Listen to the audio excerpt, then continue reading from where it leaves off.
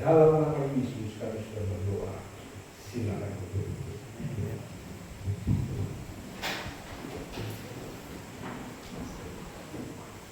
Pada malam hari ini, apakah ada sukacita di dalam hati kita masing-masing?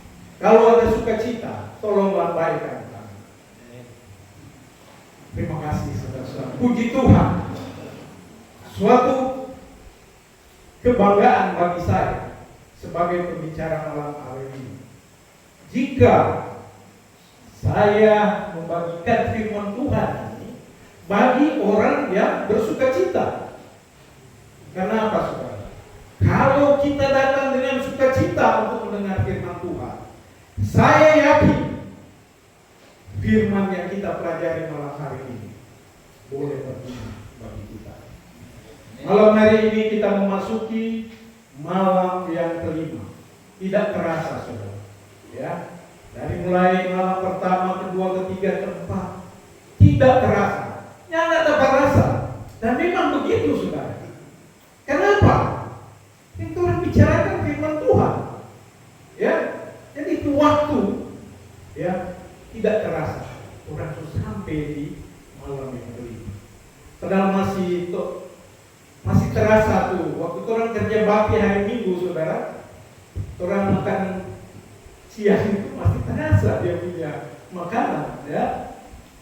Dan apalagi makanan rohani yang orang makan dari malam ke malam, dari malam pertama hingga pada malam hari ini, saya rasa itu akan menjadi suatu sajian yang nikmat yang orang boleh nikmati, sehingga itu boleh menjadi berkat bagi kita.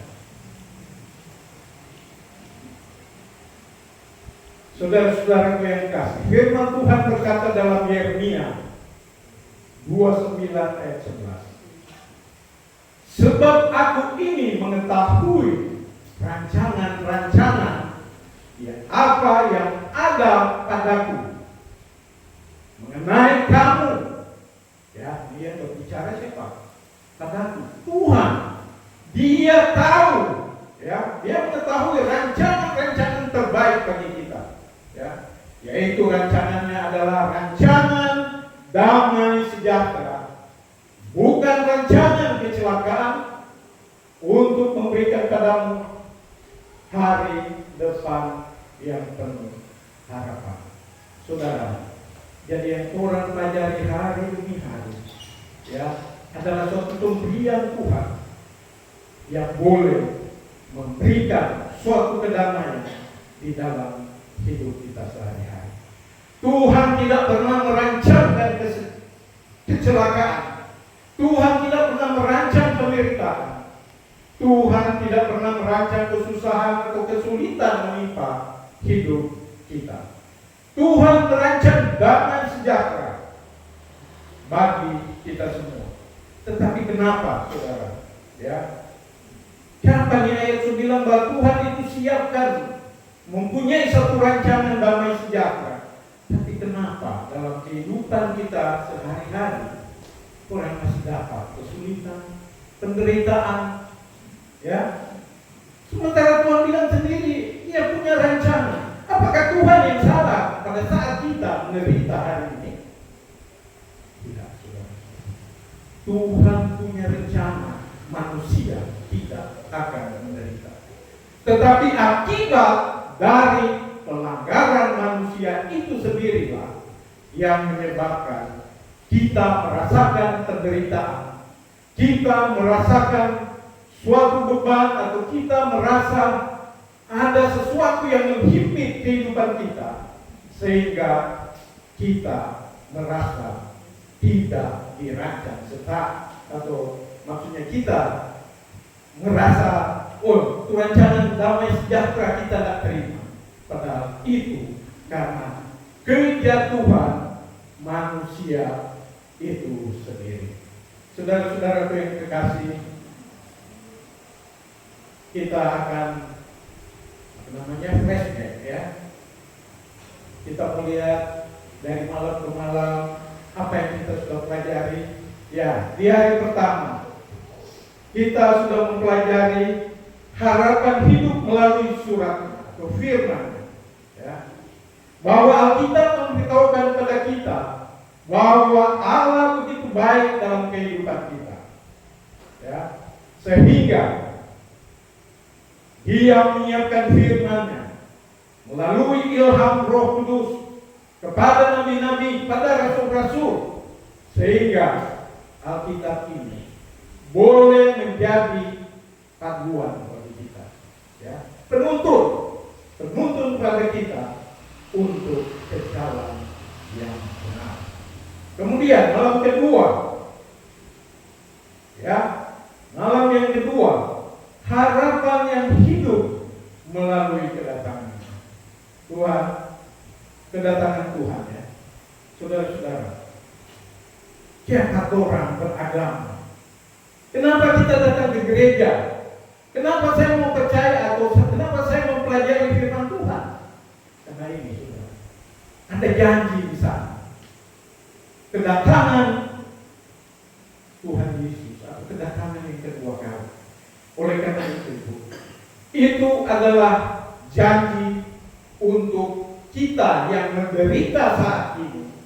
Orang boleh kembali merasakan betapa sempurna ciptaan Tuhan melalui keselamatan yang dijadikan Tuhan, sehingga orang boleh masuk kerajaan surga.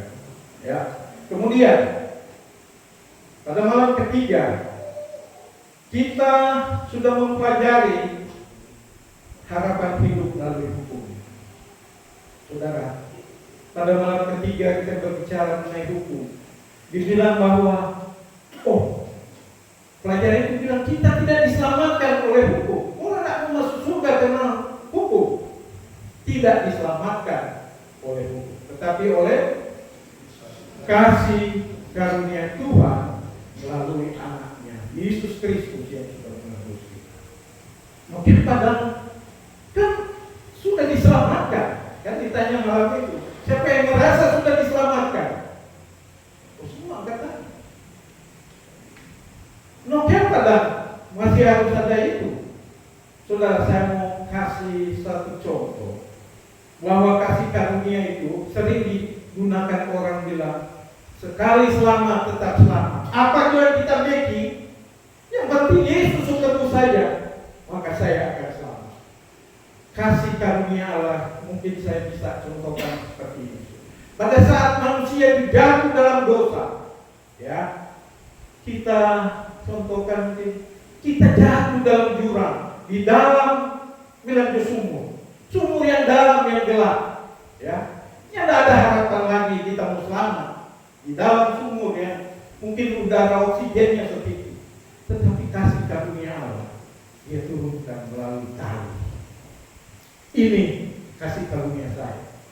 Sekarang terserah anak mau dapat itu surga karena mau kembali ke permukaan sumur ini, atau kita mau dapat itu surga. Itulah orang itu gua bilang naik itu tali, kita kasih melimuku, pegang situ, naik. Itulah penurutan kita. Kalau kita tidak menurut waktu kasih tali, saudara, bagaimana orang mau selamat? Ya, jadi itulah sedikit penjelasan tentang hukum yang orang harus ikuti.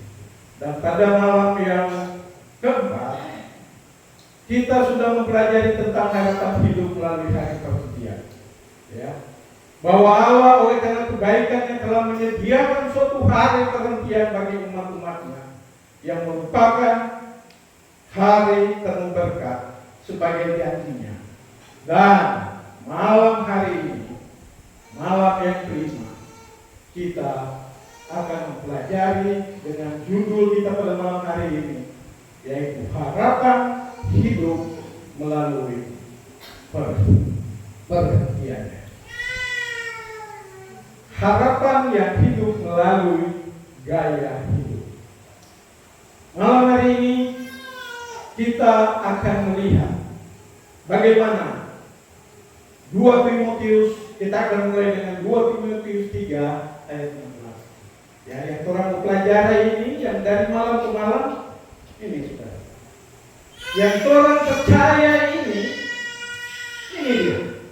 Segala tulisan ilham dan Allah memang bermanfaat untuk mengajar, ya. Dia untuk mengajar. Ini menekankan bahwa seluruh kitab suci, baik perjanjian baru maupun perjanjian lama, ini diilhami oleh Allah. Bermanfaat untuk mengajar. Kitab suci memberikan pengajaran tentang kebenaran Allah, ya, dan kehendaknya bagi manusia. Kemudian bermanfaat untuk menyatakan kesalahan. Kitab suci berfungsi untuk menunjukkan kepada manusia kesalahan yang mereka lakukan dan mengarahkan kita kepada pertobatan. Kemudian saudara, bermanfaat untuk memperbaiki kelakuan, ya. Kitab suci membantu manusia untuk memperbaiki perilaku, ya. Kalau orang bikin begini, perilaku kita yang salah, kitab suci lah yang akan mengarahkan kita. Dan ini bermanfaat untuk mendidik orang. Kitab suci memberikan pendidikan tentang kebenaran Allah dan membantu manusia untuk mengenal dan memahami kebenaran tersebut.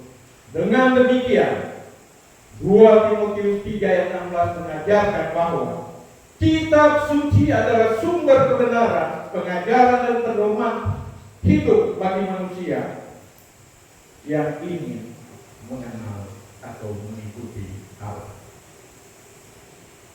Selanjutnya, dalam 3 Yohanes, dalam Lukas 2 ayat 52, ya, Yesus makin besar, bertambah besar dan bertambah hikmatnya dan besarnya, dan makin dikasihi oleh Allah dan manusia. Saudaraku yang dikasihi, Yesus adalah role model kita, ya. Kita jadikan Yesus sebagai contoh kita, ya. Selanjutnya, 3 Yohanes 1 ayat 2. Rasul Yohanes dalam 3 Yohanes ayat 1, 3 Yohanes 1 ayat yang kedua. Tuhan menginginkan kita agar baik-baik dan sehat. Bagaimana caranya agar kita baik-baik dan sehat? Apakah ada petunjuk Alkitab supaya orang ini baik-baik dan sehat-sehat saja? Mari kita lihat. Saudara, siapa yang di rumah ada motor atau ada kendaraan? Sekarang ini hampir semua orang mempunyai kendaraan. Kalau orang beli kendaraan baru, ya, baru keluar dari dealer, orang dapat apa, saudara? Apa saja yang kau dapat? Manual book, petunjuk, supaya orang boleh betul dalam perawatan, dalam operasionalnya. Orang tahu dia mau pakai bahan bakar apa, jenisnya, pelumas apa, yang jenis bagaimana, supaya ini motor enak mogok-mogok, dan dia punya lifetime atau operational lifetime, waktu operasinya mungkin lebih lama. Mungkin orang bisa pakai 20 tahun, tapi kalau orang asal isi, umpamanya orang isi ini air kelapa, mau jalan dia, saudara. Orang isi ini minyak goreng, sedangkan bahan bakar, saudara, kalau orang lihat dia punya spesifikasi, ada DP rekomendasi jenis bahan bakar yang digunakan supaya itu kendaraan kita boleh beroperasi dengan benar. Ya, mari kita lihat selanjutnya. Demikian juga tubuh kita, ya. Sebagaimana motor tadi tidak boleh isi sembarang, begitu juga dengan tubuh kita. Tuhan terhadap tubuh kita membutuhkan air yang bening. Air yang bening, ya, bukan air yang kabur. Saudara, saya kasih contoh. Ini adalah air yang bening, yang orang boleh minum. Ya, air segar. Kalau kita habis minum, kalau kita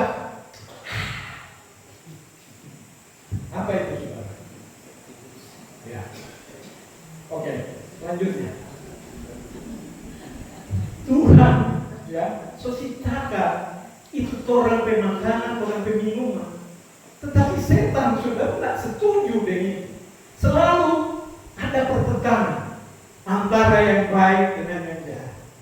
Mana yang Tuhan rancang untuk mau bagus, setan selalu berusaha untuk merubahnya. Jadi setan tidak suka kebaikan Allah melalui minuman yang dia sarankan. Ada begitu banyak jenis minuman dengan warna-warni seperti ini. Ya, kita tahu bersama, sampai pemerintah pun di sekolah-sekolah sudah mewajibkan kantin-kantin sekolah, ya, tidak lagi menjual minuman seperti ini. Boleh saja gambarnya pepaya, tomat, atau apa saudara. Ternyata kalau dilihat kandungannya, pewarna, gula, pengawet. Jadi tubuh kita tidak didesain untuk minuman yang seperti ini. Selanjutnya, apalagi ini saudara. Ya. Masih ada saudara yang lebih keras. Lihat, dapat lihat botol aqua, ya, dapat lihat botol air minum mineral.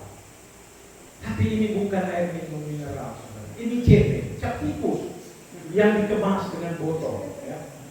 Tuhan tidak merancang tubuh manusia diisi dengan hal-hal seperti ini. Konsumsi minuman keras dapat menyebabkan berbagai penyakit serius, ya, terutama hati, jantung, otak, kerusakan hati seperti lemak hati, hepatitis dan sirosis. Atau ada bahaya utama selain konsumsi konsumsi alkohol dapat memicu sakit jantung dan gangguan saraf, bahkan kanker. Selanjutnya, apa kata firman Tuhan dalam Amsal 20 ayatnya yang satu, ayat pertama? Anggur adalah minuman keras adalah peribut. Tidaklah bijak orang terhuyung-huyung karenanya. Saudara,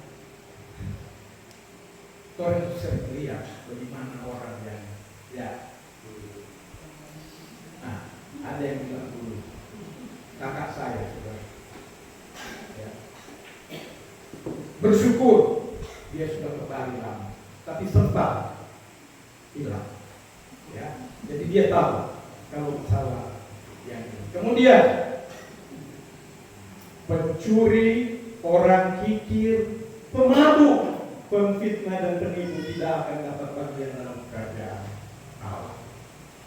Ayat ini melukiskan daftar perilaku yang akan menghalangi untuk memasuki kerajaan Allah. Perilaku tersebut mencakup tindakan-tindakan yang dianggap tidak adil dan tidak selaras dengan Allah. Saudara-saudaraku, sebenarnya Tuhan sudah menciptakan. Kalau orang mau suka yang warna-warni, ada. Ya, orang mau bikin dia minuman, orang boleh bikin jus. Mau makan langsung ini. Ini yang Tuhan ciptakan buat kita. Sebenarnya Tuhan juga suka dengan warna-warni. Dan melalui buah-buah, Allah sudah ciptakan warna-warni yang bisa kita konsumsi. Selanjutnya, bagaimana dengan ini? Ya. Bagaimana dengan merokok? Rokok bukan makanan atau minuman, dan sudah jelas bahwa rokok membahayakan kesehatan tubuh kita. Tuhan tidak pernah merancang tubuh kita untuk diisi dengan asap rokok.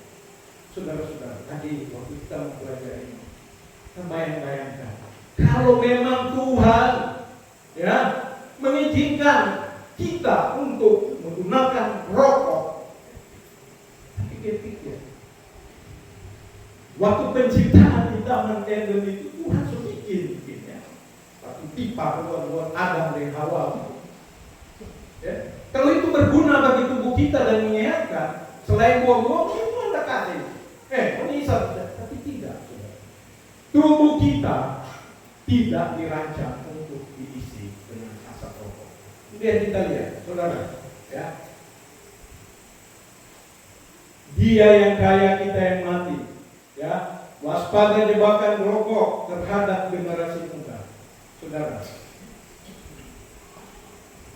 Setan memang bekerja untuk hal-hal yang seperti ini, membuat kita ketagihan, madat, ya.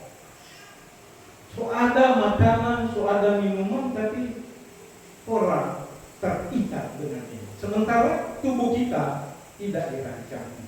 Pemerintah saja saat ini, ya, ada satu gerakan anti rokok, bahkan kita regulasi di organisasi ASEAN itu gerakan anti rokok, narkoba dan segalanya itu sudah ada sejak dulu. Coba kita lihat hari ini, saudara. Kita bandingkan itu iklan rokok tadi yang bilang ini bahaya apa, tapi orang tetap beli. Bagaimana kalau ini adik yang jual Biapok, kalau dia bikin peringatan seperti itu? Biapok nanti enak, tapi habis makan muntah-muntah. Mau beli itu orang? Pastinya enggak, saudara. Tapi rokok, saudara, sudah bilang mematikan, rokok membunuh Anda, tetapi orang tetap gunakan. Apa kata Alkitab tentang ini? Ulangan 29 ayat 18. Janganlah di antaramu ada akar yang menghasilkan racun atau itu. Ada banyak alasan mengapa orang menjadi perokok. Banyak alasan, saudara. Ada yang bilang, mau kasih hilang stres. Kalau kita ini dingin, kita kok lebih rasa sehat. Habis itu saudara batuk-batuk sampai keluar darah. Tapi dia bilang merasa sehat. Kenapa, saudara? Rokok punya kandungan apa? Nikotin. Nikotin itu bisa membuat kita candu, ketagihan. Selanjutnya, bahkan dalam Yesaya 55 ayat 2 berkata, mengapa kamu membelanjakan uang untuk sesuatu yang bukan roti? Ya. Upah jeripaya untuk sesuatu yang tidak mengenyangkan. Dengarkanlah aku, maka kamu akan memakan yang baik dan kamu akan menikmati sajian yang paling besar. Saudara-saudara, ini ada satu gambaran, ya. Di sini rata-rata, ya. Satu hari saya merokok 1 batang dengan harga 2.000, 3 batang per hari jadi 6.000 dan seterusnya, saudara. Hitung-hitung kemarin setelah 15 tahun kita mengeluarkan biaya sebesar 171.180.000.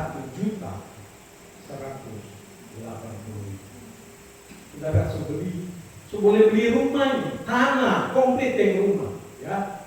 Orang cuma habiskan dengan asap rokok atau menghisap rokok. Dan apa yang kita dapat pada saat orang hisap rokok?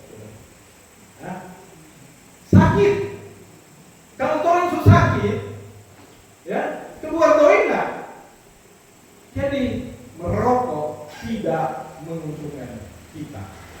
Selanjutnya, saudara, saya ada menambahkan. Ini ada satu riset tahun 2021 menunjukkan bahwa biaya kesehatan akibat merokok mencapai sekitar 17,9 sampai 27,7 triliun per tahun. Sebanyak 10,5 sampai 15,6 triliun diantaranya merupakan biaya perawatan yang ditanggung oleh BPJS. Jadi, saudara, cukup mahal yang orang harus keluarkan, bahkan pemerintah keluarkan untuk biaya rokok. Bahkan, saudara, dari Kementerian Kesehatan, ya, dia mengeluarkan suatu berita di dalam Beranda Nasional Kesra, menyatakan bahwa beban atau biaya yang dikeluarkan untuk menanggung penyakit akibat rokok di sebagian besar daerah lebih tinggi daripada pajak yang didapat dari iklan rokok itu sendiri. Bahkan saudara, ada sekitar 50 kadis kesehatan melaporkan, ya tidak, saya tidak ambil dia dari daerah mana, tetapi dilaporkan 50 kadis melaporkan bahwa pengeluaran untuk rokok lebih besar di keluarga-keluarga ini. Mereka mengeluarkan biaya lebih besar untuk asap rokok, untuk rokok itu sendiri daripada biaya yang mereka gunakan untuk makan minum mereka. Jadi sadis, saudara. Kalau orang sebutkan dia, ya mungkin kita boleh hitung sendiri. Kemudian saudara, bagaimana dengan makanan? Apakah orang boleh konsumsi kotoran kemal? Atau Alkitab punya petunjuk tentang hal ini? Tentu dalam kebaikan Allah mempunyai petunjuk tentang makanan. Mari kita lihat di sisi makanan.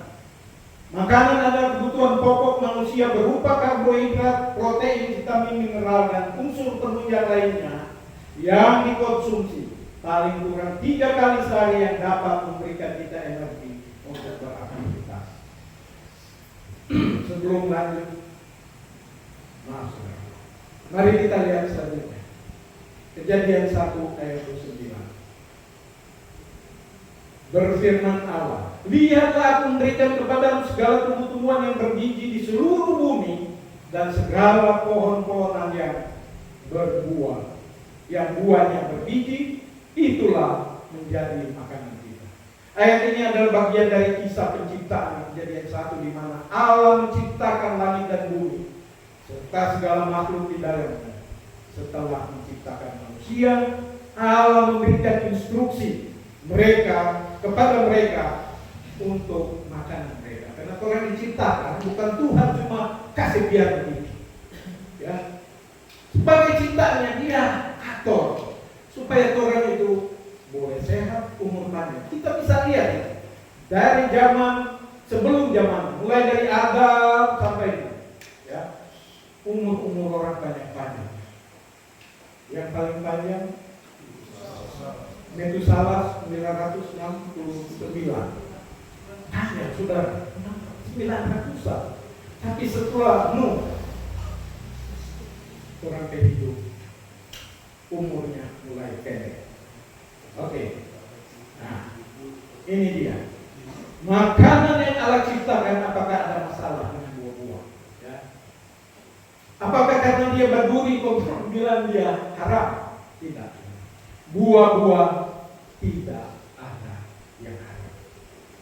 Kejadian 1 ayat 30. Tetapi kepada segala binatang di bumi dan segala burung di udara dan segala yang merayap di bumi yang bernyawa, kuberikan segala tumbuh-tumbuhan hijau menjadi makanan. Dan jadilah demikian. Ini adalah makanan untuk binatang.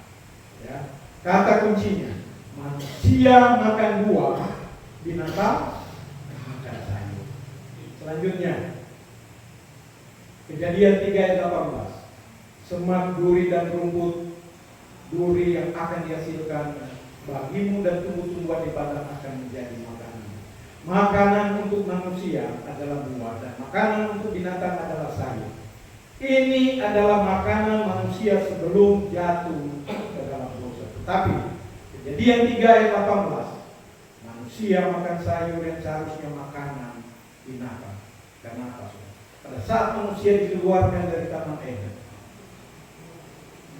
semak, rumput, duri sudah orang yang makan. Itu karena dosa. Yang seharusnya kita memakan hanya makanan yang nomor 1, ya. Sekarang ada makanan nomor 2, kelas 2 maksudnya. Oke, selanjutnya, apakah ini makanan? Saudara, rusa, sapi, apa ini? Domba, kambing. Apakah ini makanan? Ini juga. Apakah ini makanan? Ini juga.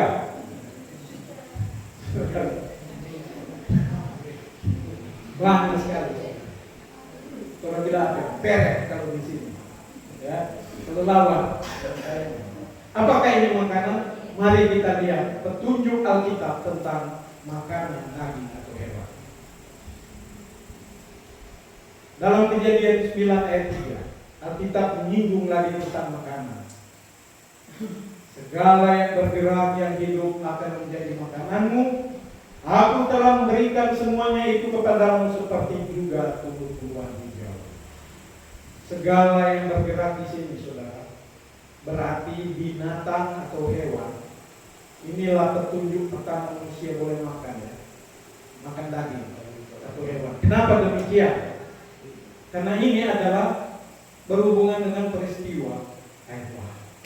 Maka makanan tambahan atau manusia mulai diizinkan untuk makan binatang. Tetapi apakah semua binatang seperti yang tadi yang kita lihat itu menjadi makanan? Mari kita lihat. Kejadian 7 ayat 2.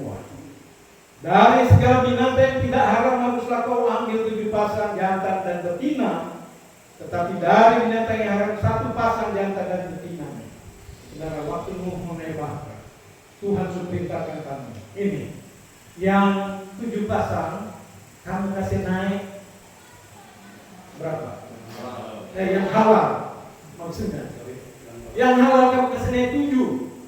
Yang haram cuma 1 karena tidak mau dimakan, bukan untuk dimakan. Makanya kasih 7 supaya pada saat Nuh kehabisan makanan, setelah atau masih di dalam baka atau setelah air bah belum ada tumbuh-tumbuhan, maka binatang menjadi makanannya. Imamat 11 tentang binatang haram dan yang tidak haram mendeskripsikan atau membuat daftar apa tanda binatang haram dan halal. Lalu mengapa Imamat 11 harus menjelaskan hal ini? Saudara terkasih, kitab Imamat adalah kitab yang banyak berbicara mengenai tata ibadah atau peraturan keagamaan yang berhubungan dengan hewan korban. Dan tidak sembarang hewan yang dapat dibawa ke Ka'bah sebagai persembahan korban. Imamat 11, ya, Imamat 11 menjelaskan perbedaan tentang mana binatang yang haram dan yang halal. Tidak boleh ada korban yang berasal dari binatang haram. Yang kedua, yang berkaitan dengan isu, bukan hanya berkenan kepada Allah sebagai hewan korban, tetapi juga dapat dikonsumsi. Jadi di sini ada pengelompokan binatang. Binatang yang hidup di darat, di air, binatang yang hidup di udara. Dan secara sangat detail, binatang-binatang di kelompok dalam 3 kelompok ini kita akan lihat bersama. Mari kita mulai melihat perbedaan binatang haram dan halal. Lalu Tuhan berfirman kepada Musa dan Harun, katanya kepada mereka, katakanlah kepada bangsa Israel begini, inilah binatang-binatang yang boleh kamu makan dari segala binatang berkaki 4 yang ada di atas bumi. Jadi binatang yang boleh dikonsumsi, ya, ini, saudara, ini yang sering menjadi masalah atau sering jadi perdebatan saat ini. Ada katakan kepada bangsa Israel, ini sering digunakan untuk mengkauter makanan Tuhan. Ada yang katakan bahwa ini bukan buat orang saat ini buat bangsa Israel. Apa demikian? Saya kasih contoh dari background sebagai histori. Ya, bangsa Israel adalah bangsa yang terpilih pada saat itu. Makanya kalau Tuhan kasih dia punya firman, maka bangsa Israel yang disebut. Coba saja tumohon, kamu tumohon dengan jawaban so ada waktu itu. Saya kira Tuhan juga bilang, orang tumohon dengan orang talawaan, bilang kamu IP jemaah. Ya. Jadi ini masih tetap berlaku bagi orang saat ini. Kenapa, saudara? Dalam teologi Kristen, bahwa bangsa Israel ini adalah satu model, ya, untuk kita gereja di zaman saat ini. Jadi pada saat orang dibilang Israel rohani, Apakah Anda setuju dibilang dengan Israel rohani? Ada amin, saudara? Amin. Oke. Kalau begitu mari orang lagi. Setiap binatang yang berkuku belah, yaitu yang kukunya bersela panjang dan yang memamah biak, boleh kamu makan. Jadi ciri-ciri binatang yang halal yang boleh dimakan adalah berkuku belah dan memamah biak. Mari kita lihat contoh. Sapi kukunya terbelah dan memamah biak. Ya ini. Kambing, domba, ya ini adalah jenis yang kukunya terbelah dan memamah biak. Oke. Mungkin ada yang bertanya, kalau kuku terbelah, saudara orang boleh lihat. Tapi mungkin ada yang tak mengerti dengan apa itu memamah biak. Memamah biak ini ada dijelaskan. Hewan pemamah biak adalah sekumpulan hewan pemakan tumbuhan yang mencerna makanannya dalam dua langkah. Pertama, dengan menelan bahan mentah, kemudian mengeluarkan makanan yang sudah setengah dicerna dari perutnya dan mengunyahnya lagi. Kalau saudara lihat sapi, ya, kayak tidur ya, tidur tapi ya memamah biak. Itulah yang disebut memamah biak. Bukan yang orang waktu sekolah kalau ada permen itu, siapa yang memamah biak itu? Bukan itu, saudara. Jadi seperti itu yang dimaksud dengan memamah biak. Jadi jelas saudara pengelompokannya yang hidup atau binatang darat, kukunya harus terbelah dan memamah biak. Imamat 11 ayat 4. Tetapi inilah yang tidak boleh kamu makan, dari yang memamah biak atau dari yang berkuku belah. Unta. Karena memang memamah biak, tetapi tidak berkuku belah, maka haramlah dia bagimu. Selanjutnya, nah ini adalah contoh. Ini kaki unta. Kalau orang dia baik-baik, kalau dari jauh dilihat dia ini terbelah. Tetapi yang terbelah itu adalah dia punya hati atau otot atau tulang atau apa ya yang membedakan, ada lebih jelas. Ya, yang terbelah bukan kukunya, saudara. Jadi itulah, maka karena itu biarpun dia memamah biak tapi kukunya tidak terbelah, maka haram dia. Orang yang boleh makan. Nah, bisa. Nah, dia muka, melihat kaki, sudah, ya. Memang dia memamah biak, tetapi kukunya juga tidak terbelah. Selanjutnya, dia cuma pakai itu untuk baskop, hati-hati juga. Kemudian juga pelanduk, karena memang memamah biak tetapi tidak berkuku belah, haram itu bagimu. Nah, juga kelinci, karena memang memamah biak tetapi tidak berkuku belah, haram itu bagimu. Selanjutnya, gemuk. Bagaimana dengan babi? Kalau mau lihat dia punya kuku babi ini memang terbelah dua mirip anak sapi, saudara. Tapi apa yang kita katakan tentang binatangnya? Coba kita lihat dalam Imamat 11 ayat ini. Demikian juga babi, saudara. Di sini tidak berbeda. Seperti orang lihat, kalau dia mungkin babi kota, kalau dia sudah memamah biak, itu boleh, karena dia memenuhi syarat. Tapi dia mau babi hutan, mau babi kota, babi desa, kalau dia masih tidak memamah biak, maka haram dia babi.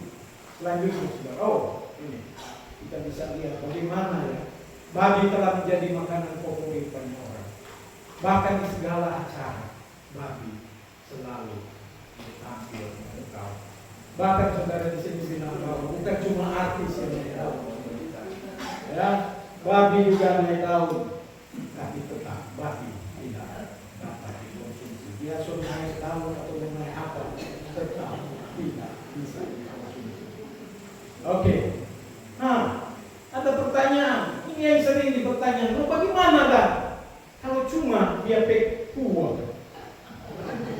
gimana kira-kira saudara?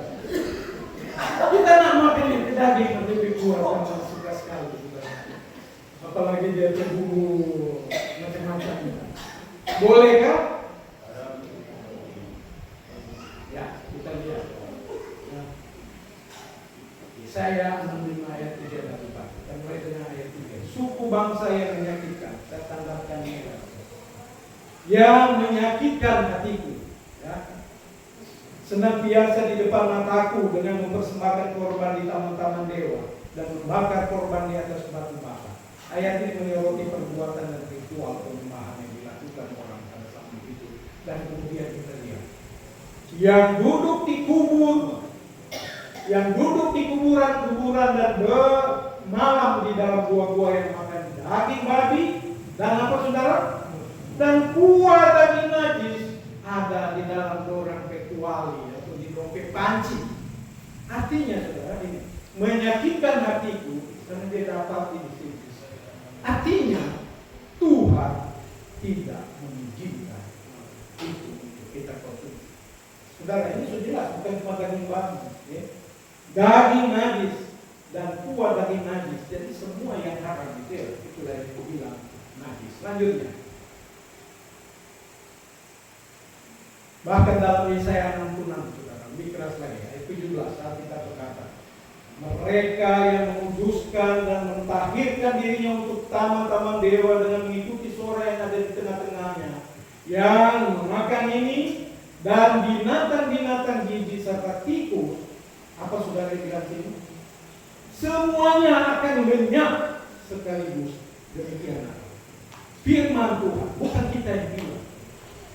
Saudara boleh catat ini, cek ulang di rumah, jangan kita tambah-tambah, saudara. Ya, catat, lihat, jelas sekali. Ya. Alkitab mengatakan. Selanjutnya, Imamat 11 ayat 9. Inilah yang boleh kamu makan dari segala yang hidup di air. Ini yang hidup di air. Makanan kita yang hidup di air. Apa dia bilang sini, saudara? Segala yang bersirip dan bersisik di dalam air, di dalam laut, di dalam akuarium, di dalam sungai, yang penting dia hidup di air. Itu kriterianya. Harus ada sisik, harus ada sirip. Oke, ini ada contoh. Kalau tadi kan daging-daging ada contoh, jadi ini tuh ada contoh. Sangat jelas, saudara, ya. Contoh ikan yang bersisik dan bersirip. Ini sisik, ini sirip ini, ada sirip punggung, sirip apa ini? Ada macam-macam sirip. Jadi harus terpenuhi keduanya itu untuk dia hidup di dalam air. Kemudian contoh yang ini, saudara, contoh ikan yang tak bersisik, ya, apa ini? Belut, ya, ikan lele, ikan buntel, ikan hiu, dan lain-lain. Banyak, saudara. Jadi sangat jelas kriterianya untuk yang hidup di air harus punya sisik, ya, punya sirip. Kalau dia ada sirip tapi tidak ada sisik, berarti tidak boleh. Atau sebaliknya, ada nggak ikan yang tidak punya sirip tapi punya sisik? Mungkin ada, tapi kita belum dapat. Selanjutnya, bagaimana dengan binatang di udara? Kita lihat Imamat 11 ayat 13-18. Unggas yang haram. Ini daftar dari unggas yang haram. Raja Wali Ering, saudara, ini dia punya urutan, atau ini daftar-daftar dari burung-burung yang terakhir, maragai dan kelelawar. Jadi ini, bagaimana dengan binatang ini? Tidak ada detail atau ciri-ciri seperti binatang darat dan di laut. Tetapi Imamat 11 memberi contoh binatang-binatang yang hidup di udara yang haram yang sudah didaftar ini. Kalau dilihat dari ciri-ciri binatang itu, maka boleh disimpulkan bahwa yang hidup di udara, dia harus memiliki paha, memiliki temelok, berjalan seperti manusia, makan tidak menyambar. Ini jenis unggas yang dapat dikonsumsi biasa. Orang sangat-sangat tahu tentang hal binatang ini. Dan kemudian ada tambahan juga. Di ayat 20 dan seterusnya dari Imamat 11 ada juga binatang lain yang disebutkan di Imamat ini. Inilah binatang merayap dan bersayap dan berjalan dengan keempat kakinya adalah kekejian. Contohnya itu. Ini. Ya, ada banyak lagi contoh-contohnya. Kemudian selanjutnya Imamat 11 ayat 29-30, inilah yang haram bagimu di antara segala binatang yang merayap dan berkeriapan di atas bumi. Tikus buta, tikus dan darat, katak, menurut jenisnya, lantak, biawak, dan berkarung. Inilah daftarnya. Ini adalah daftar, salah satu daftar dari binatang yang haram. Selanjutnya, ya, inilah berdasarkan Alkitab. Inilah makanan yang adalah pemberian dari Tuhan. Inilah makanan yang terbaik yang Dia siapkan bagi kita, saudara-saudara. Ya, buah-buahan, sayur-sayuran, dan binatang yang halal. Saudara, ada pertanyaan. Siapa dah? Ada ayat yang bilang semua diciptakan Allah. Nah, ada yang haram. Ya, itu menjadi suatu hal yang sering dilontarkan untuk mengcounter. Kita lihat 1 Timotius 4 ayat 4. Karena semua yang ditimpakan Allah itu baik dan tidak ada pun yang haram jika diterima. Apa yang dimaksud dengan ayat ini? Lihat saudara. Diciptakan Allah itu baik karena semua yang diciptakan Allah itu baik. Kurang pelajari tadi kan?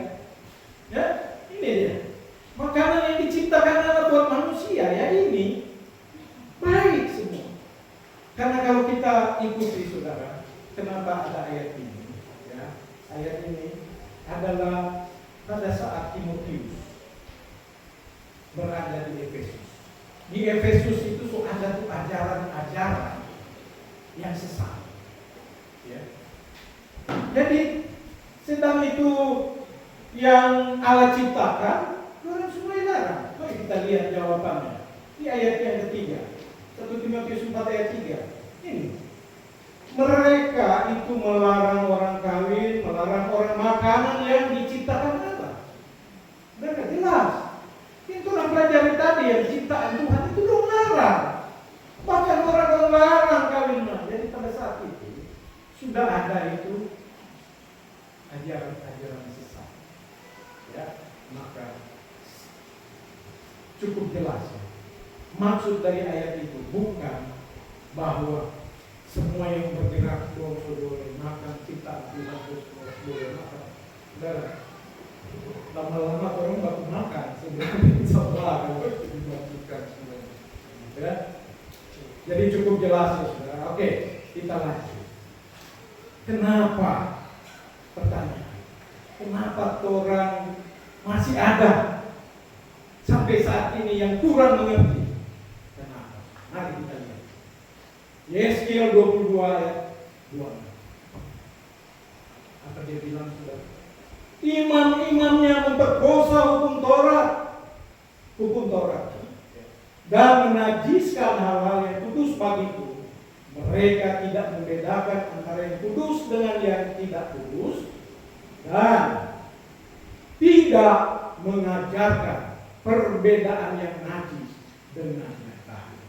Saudara, ini yang jadi masalah di saat ini yang kita hadapi.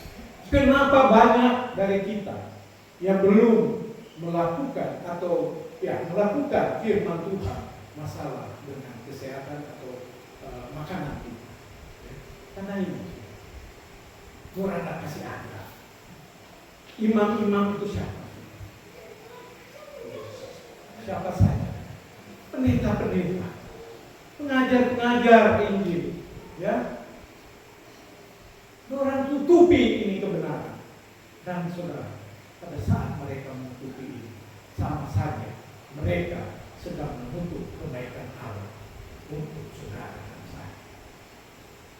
Saudara yang kasih, panggilan pengharapan yang hidup pada malam hari ini. Yakobus 1 ayat 22 dan 25. Ayat ini menerangkan pentingnya tidak hanya mendengarkan firman Tuhan, tetapi mari juga kita mengamalkannya setiap hari. Tetapi hendaklah kamu menjadi pelaku dan bukan hanya pendengar. Sebab jika demikian, apa saudara? Bukan sudah dengar tapi orang nak lakukan, dibilang apa? Tipu diri. Ya. Jadi Tuhan menginginkan supaya kita mengamalkan dalam kehidupan. Bukan cuma dengar. Selanjutnya, tetapi barang siapa, ya, tetapi barang siapa meneliti hukum sempurna, meneliti hukum yang sempurna. Yakobus mengacu pada hukum Allah yang dinyatakan dalam firman. Meneliti dan bertekun ini kita harus dengan sungguh-sungguh mempelajari, memahami dan mematuhi hukum Allah. Kemudian bukan hanya mendengar dan melupakannya. Ini menekankan pentingnya saudara dan saya tidak hanya sekedar mengetahui hukum, akan tetapi juga mengaplikasikannya dalam kehidupan sehari-hari kita. Saudara, kemudian kita sungguh-sungguh melakukannya. Ini berarti kita harus hidup sesuai dengan firman Allah, yaitu dengan melakukan perbuatan baik, hidup kudus, dan menuruti perintah-perintah. Kemudian apa saudara kita? Di balik itu, ia akan berbahagia oleh perbuatan. Orang yang melakukan hukum Allah akan merasakan kebahagiaan dan berkat karena perbuatan yang baik sesuai dengan firman Allah. Saudara-saudara yang Yesus kasihi, pada malam hari Yesus mengetuk pintu hati kita. Pelajaran hari ini atau malam hari ini mungkin cukup keras. Ya. Mungkin kalau Anda baru saat ini mendengarkan ini mungkin terlalu keras buat Anda. Tetapi ini adalah ketukan tangan Yesus yang lembut di pintu hati kita. Maukah kita menerima harapan yang hidup dari Allah melalui gaya hidup sehat yang diajarkan di dalam Alkitab? Mari kita menjadikan firman Tuhan sebagai dasar untuk semua pilihan dan keputusan kita. Kita tidak perlu mencari setiap pikiran melalui kebenaran yang dalam firman. Kita perlu mencari setiap pikiran melalui kebenaran yang ada dalam firman Tuhan. Mari kita selalu berdoa, memohon bimbingan agar Tuhan dapat menjadikan kita pelaku firman. Saudara-saudara, jika pada saat ini Anda sudah mendengarkan firman Tuhan pada malam hari ini dan Anda benar-benar ingin mempraktekkan, Anda ingin menjadi pelaku firman, saya undang kita untuk berdiri dan kita berdoa.